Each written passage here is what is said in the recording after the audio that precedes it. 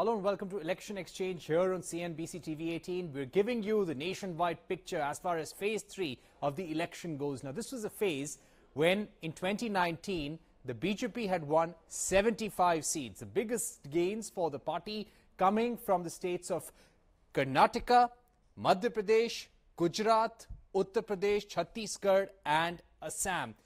Karnataka, of course, will be a very critical battle. 14 seats. They had won all 14 seats last time around.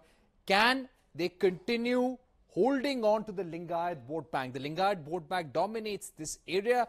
Assam, the BJP is hoping to increase its tally from 10 last time around to at least 12. In fact, Himanta Biswa Sarma has gone a step ahead, and we will probably see Himanta Biswa Sarma in a short while voting at his booth, but he has said that they will win 13 out of 14 seats.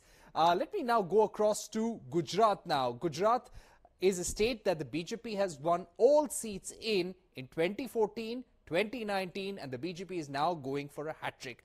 Payal Mehta, my colleague, is joining us from the state of Gujarat. Payal, you were there when the Prime Minister voted earlier today. Give us a sense of the mood in Ahmedabad, the mood in Gujarat as far as the election goes. This is a state that the BJP is absolutely confident about.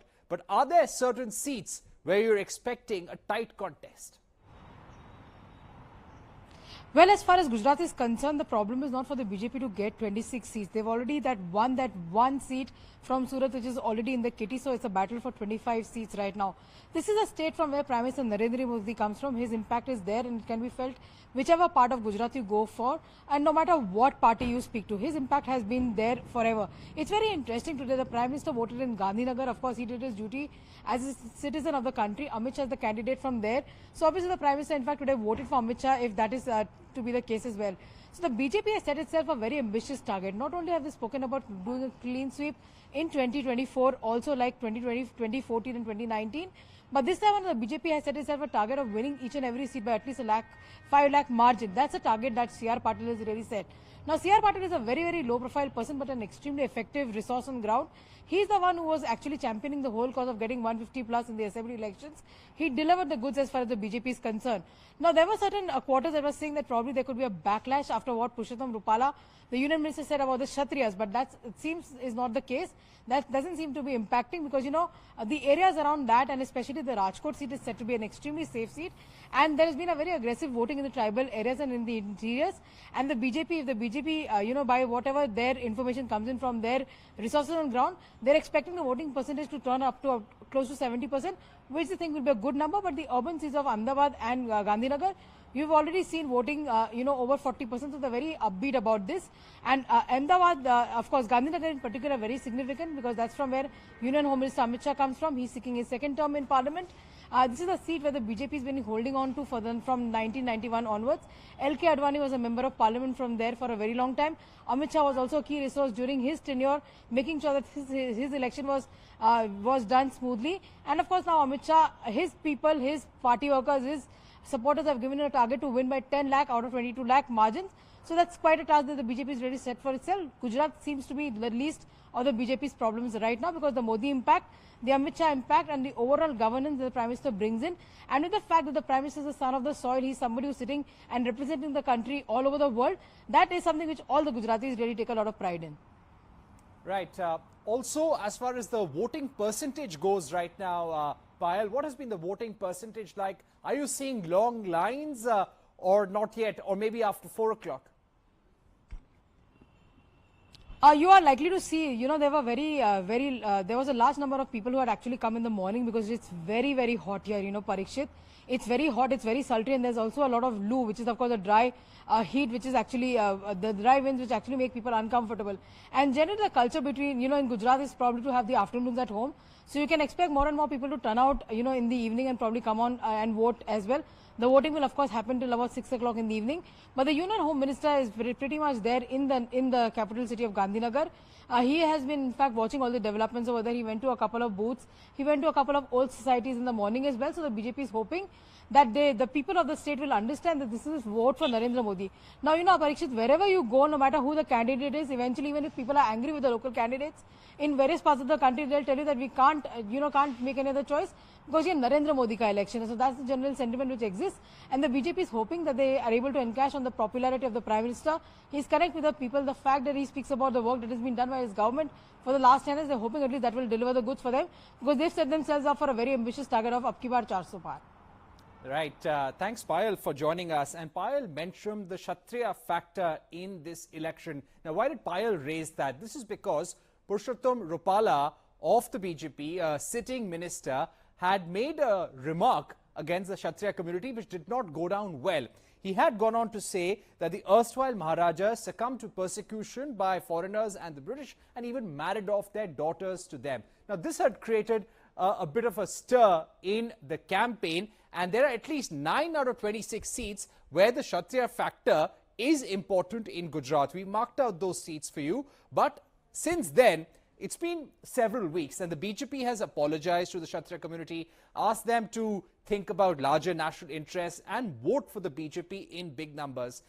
We've been getting reports from our team members that the BJP is quite confident that this remark by Purushottam Rupala will not have any major detrimental impact for the BJP and they will continue their winning streak. Let me now go across to the state of Karnataka. As we mentioned, Karnataka has 14 seats in this phase. The election in Karnataka will come to an end with this phase. And here you have all the Lingayat-dominated seats. Also, the seats in northern Karnataka. You've got 2 former chief ministers fighting from Karnataka this time around. You have sons and daughters of chief ministers and state cabinet ministers as well. What's at stake for Prahlad Joshi, Union Minister for Coal and Mines? Let me go across to Hubli. We are joined by Ritu, who is joining us from there. Ritu, how do things look in Hubli? How is the contest really set up?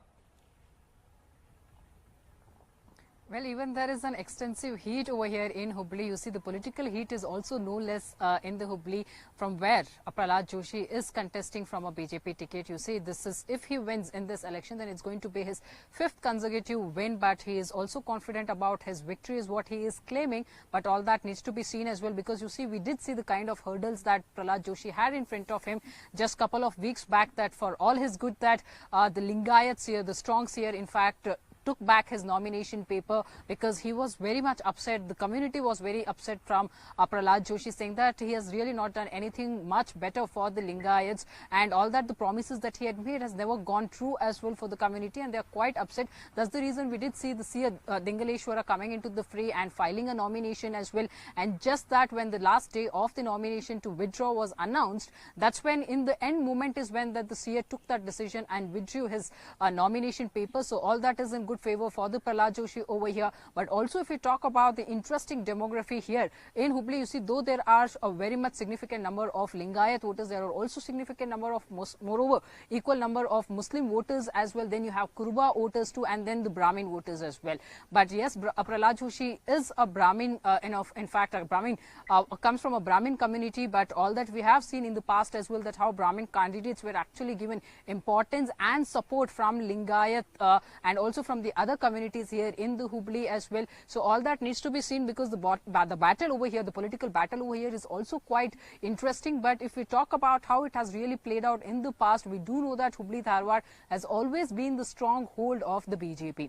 Now this because before 1990s we did see how Congress has consecutively won from this seat, but after the Idgah riots that we have seen, Idgah Maidan, the Idgah Maidan draw over there, and right after that there was a turning point for the BJP that we can really talk about it over here, that right after that it turned towards BJP forever from then, and since then Prahlad Joshi has continuously run from this seat, and this time again he's confident as well. Now also, when we talk about the political issues over here, then it's also quite important for us to speak about the kind of issues that the Hubli has also battled with and how it has turned over for politically as well. We did see how that the Neha murder case which took place on April 18th on the campus of a college, private college here in the Hubli itself, and later it turned out into that whole sensitive case and how it was politically utilized as well by both therein with the Congress and the BJP. Now this mainly because we did see JP Nadda, in fact the BJP chief, going and meeting the parents of Neha Hiremath, speaking to them and talking about the law and order situation here in the control, how it is out of control, and the Congress government is completely anti-women and anti-Hindu is what he had stated, remember, back then. And right after just couple of days back also, even as that today is a voting, we did see Amit Shah as well, the Union Home Minister, also meeting Neha Hiremath's family members at the airport, talking to them. We did see the kind of memorandum that was submitted to the Union Home Minister that over clearly showing that how importantly that event had also played politically for Prahlad Joshi as well. So all that needs to be seen, that how much if that is going to actually increase the vote share for the Prahlad Joshi. That of course will remain an important point as well. On the other hand, we did see the Shrikant Pujari case as well, where we did hear how that the BJP was accusing the Congress government of reopening that case after 33 years related to the Ram Mandir, who had really been a Karsevak during that time, during the demolition of the Babri Masjid. And this government again proves that right after that the timing was moreover questioned as well, and we did see the kind of extensive protests that were actually taking up, in fact across Hubli as well as across the state as well. Now how much of that is really going to benefit the BJP in this? That will remain very important. Now, if we try and understand who's the opponent of Prahlad Joshi, then he's a very first time, in fact, contesting this election, the Lok Sabha election for the very first time. He's a young leader from the Congress party, Vinod Asudi, who's BCA graduated as well. And that's the reason you see the Congress is banking on the guarantees, point number one. And point number two, it is talking about this young leader saying that is well educated, knows the roots of the Hubli very well, and there's a need of a change as well for the people of Hubli. And that's the reason we did see the Congress leaders giving that preference to this particular candidate and talking about it to the voters as well, that the people should prefer him over Prahlad Joshi. Right. However, needs to be seen, because all that when trying to talk to the voters as well, they say that all that they need is infrastructure. Again, they want better infrastructure is what they are hoping. How will it all transpire? That only results will tell us. All right. Thank you, Ritu, for joining us with that very interesting contest there in Karnataka. Prahlad Joshi, he is the face of the BJP, so to say, in Parliament as the Parliamentary Affairs Minister, also the Minister for the crucial coal and mining portfolio. Let me go across to Ritu Singh, our colleague who's joining us from Bengaluru. Ritu, out of these 14 seats, there were at least 7 seats which were won by the NDA in 2019, but in 2023, the Congress made inroads into these seats in the Assembly election.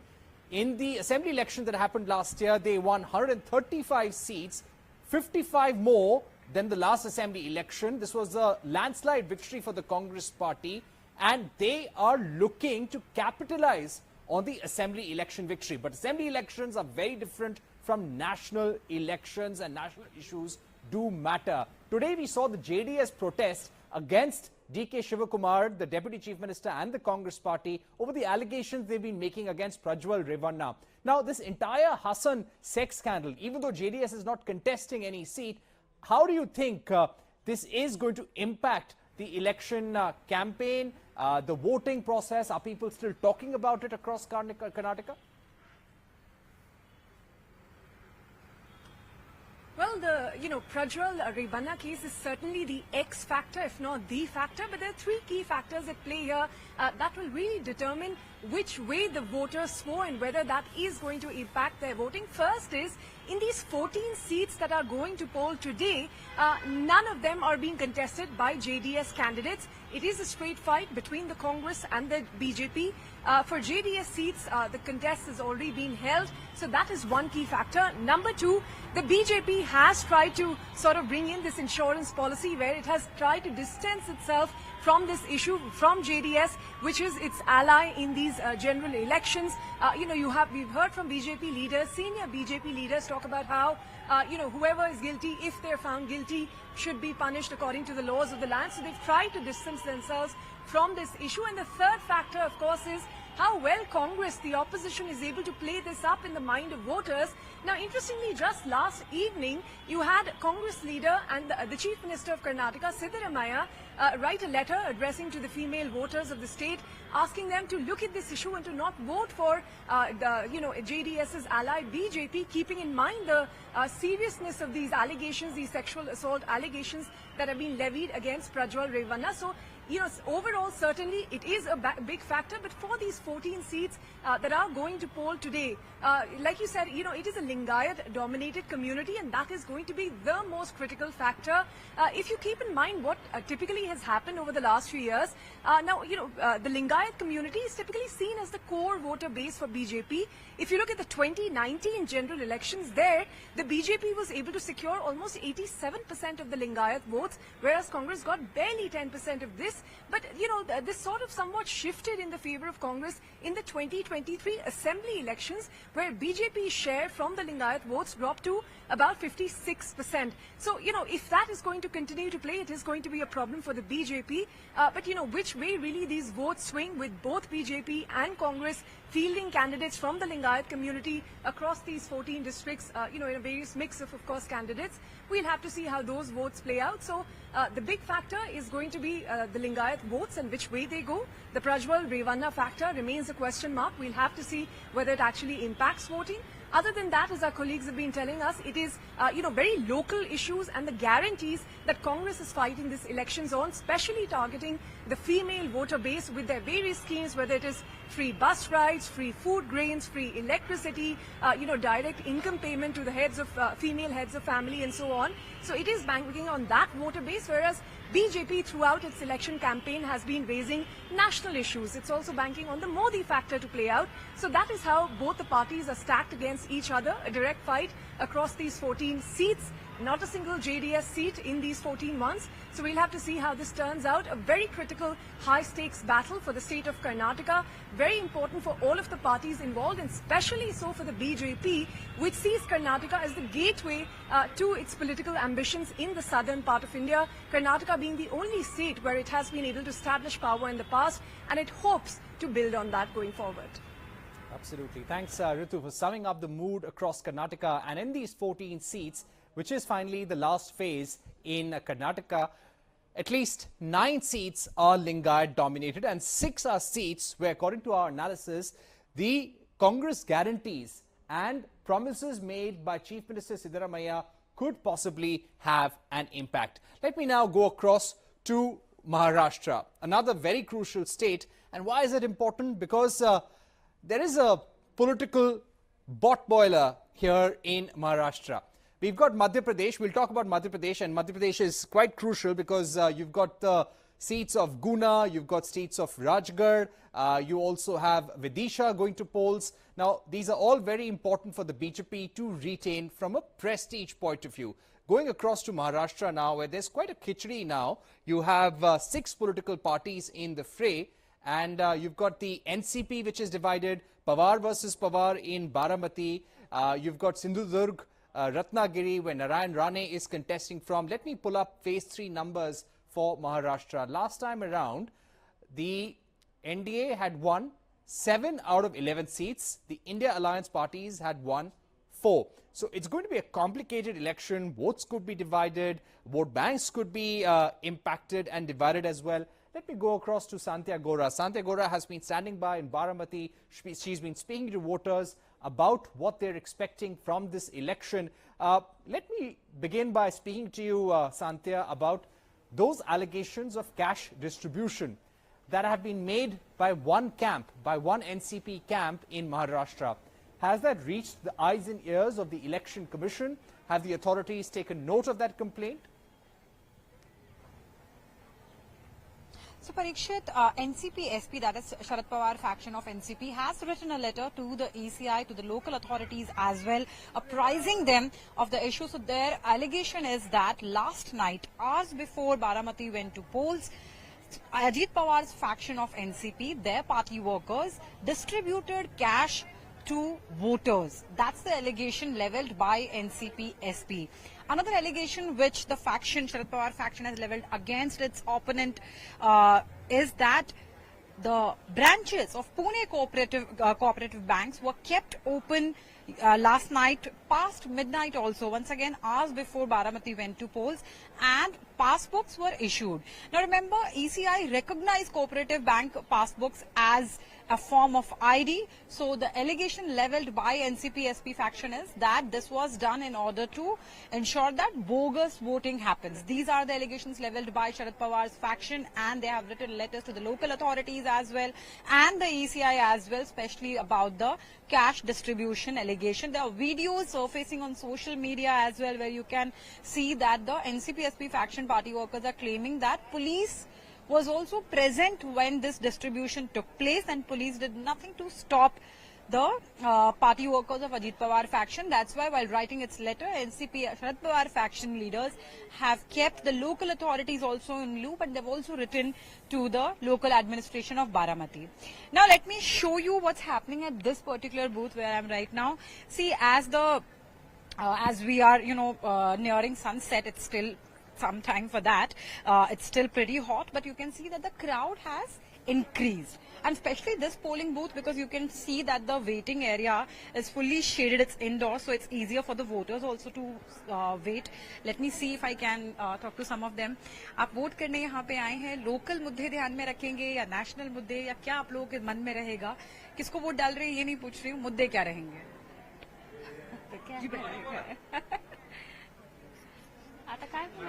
आपके ध्यान में क्या मुद्दे रहेंगे?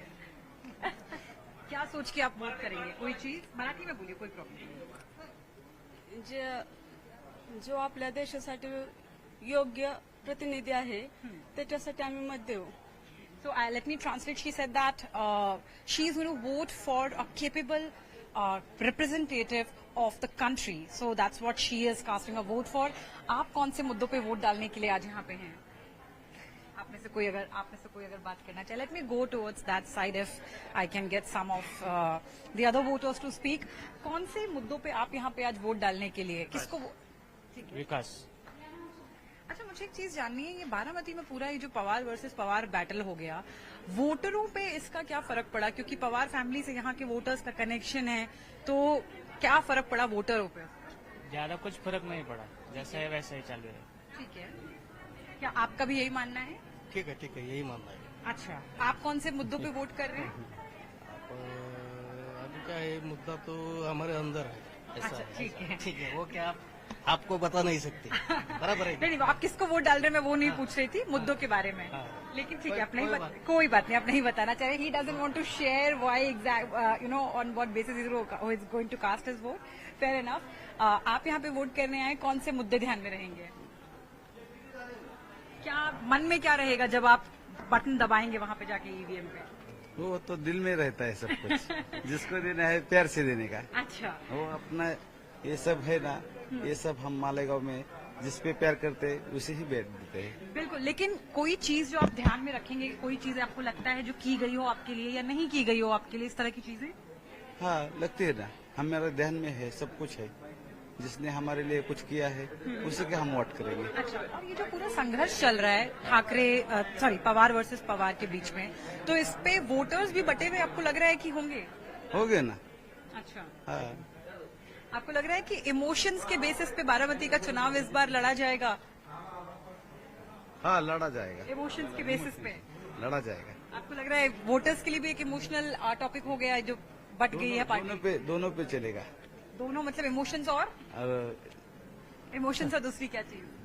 विकास पे भी है. Okay, so it's going to be an emotional issue. It is an emotional issue for the voters here as well. Parikshit, as you heard, the voters are keeping, they are keeping it a secret. Even the issues, they are not willing to share. Fair enough. आप में से कोई अगर बात करना चाहे, मुद्दे कोई ध्यान में कोई specific चीज, ठीक है. But the good thing is, at least in this particular booth, you can see there are people who are waiting in queues. This is the first queue since morning which I have seen. And talking about the voter turnout. So as of 1 p.m. and let's compare the voter turnout of Maharashtra with the initial two phases.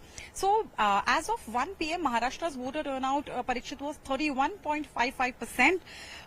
But at during for the second phase, The voter turnout for the state as of 1 p.m. was 31.77%, and for the first phase it was 32.36% as of 1 p.m. So unfortunately, even now Maharashtra's voting percentage is lower as compared to what was in the first and the second phase, so that remains a cause of concern.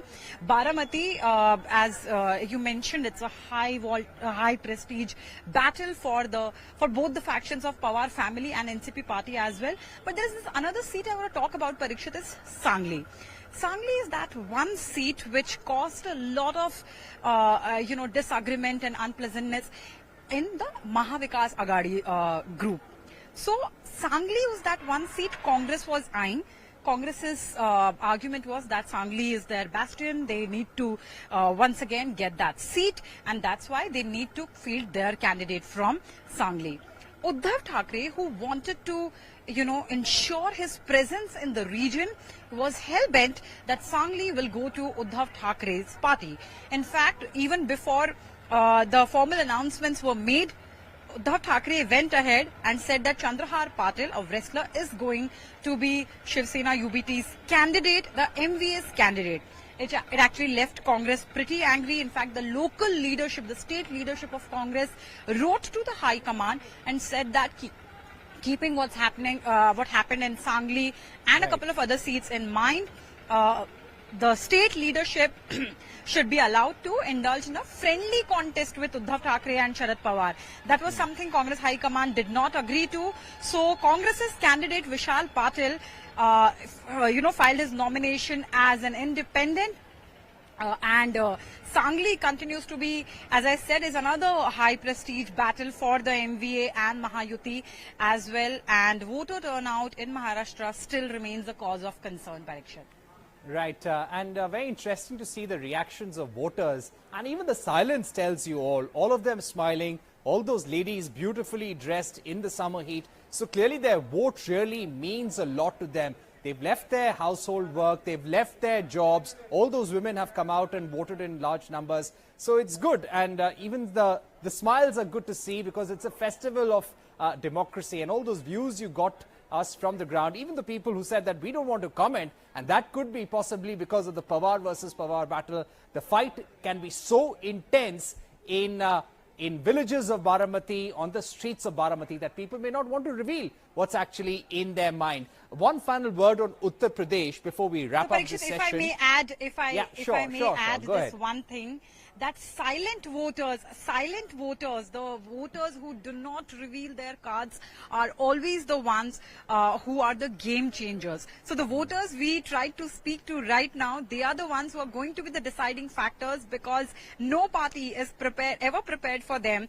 No party is, ready with any strategy which is going to help them change their minds or even read their minds for that matter. So these silent voters are extremely crucial for this, festival of democracy, Parikshit. Yes, and the Indian voter is very astute. As you saw that woman speaking earlier to Santya, she said, I want to vote for a credible leader at a national level. Now that speaks volume. One spoke about Vikas, one said, I'm not going to speak. So these views are very, very important in an election, and also shows you the complicated battle on the ground. So we were talking about Uttar Pradesh. This was a state where the BJP made big gains in 2014. They lost some of the seats in 2019. This time they are hoping to win almost all 80 seats. This is what they claim. In the 10 or 11 seats which are going to polls in this phase, these two are very crucial. One is Mainpuri, constituency number 21. This used to be Mulayam Singh Yadav's constituency. He won here for the first time in 1996. So the late Mulayam Singh Yadav's daughter-in-law, Dimple Yadav, is fighting against Thakur Jaiveer Singh of the BJP. It's a tough contest, not a cakewalk for the Samajwadi Party. The other seat is constituency number 8. This is the constituency of Sambhal. Now, Sambhal is a constituency which is again a bastion of the Samajwadi Party. They enjoy winning this seat because of the importance of the Muslim vote bank and the Samajwadi Party vote bank over here. So this combination, the Yadav-Muslim combination, helps them to win this seat. It is difficult for the BJP to make inroads, but they are hoping to wrest Sambal from the Samajwadi Party this time around. So let's see what happens in constituency number 21, Mainpuri, and constituency number 8 in Uttar Pradesh, which is Sambal. The other important ones are, of course, Chhattisgarh. The polls in Chhattisgarh will come to an end with this phase. We're looking at Raipur there very closely, Durg there very closely. Durg has been a home to at least 4 former chief ministers in Chhattisgarh. West Bengal, you've got 4 seats. Assam, remaining 4 seats going to polls. Bihar has 5 seats as well. Goa 2. So lots on the platter as far as elections 2024 phase 3 goes. Let's hope voters come out in large numbers in the final 2 to 3 hours of voting.